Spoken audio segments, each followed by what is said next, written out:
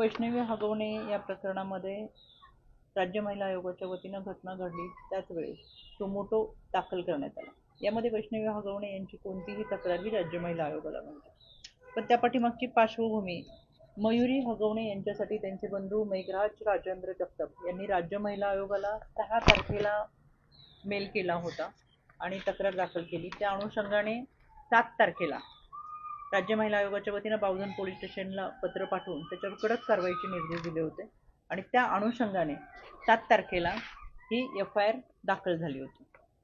त्याचबरोबर त्याच दिवशी करिश्मा हगवणे यांनी मयुरी हगवणे यांच्या विरोधातली तक्रार ही राज्य महिला आयोगाला दिली होती।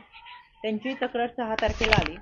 7 तारखेला राज्य महिला आयोगाच्या वतीनं बावधन पोलीस स्टेशनला ही तक्रार पाठवून त्यांचं काय म्हणणं आहे ते ऐकून घेऊन अहवाल सादर करण्याच्या सूचना दिल्या आणि त्या अनुषंगाने ही FIR 7 तारखेला दाखल झाली।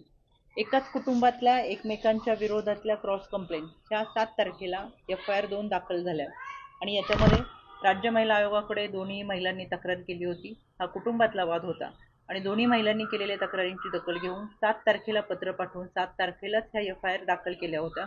24 तासाच्या आत दिलेल्या तक्रारीवरती राज्य महिला आयोगाच्या वतीनं कारवाई करण्यात आली। नवनवीन अपडेट्ससाठी डिजिटल कोल्हापूर चॅनल फॉलो करा।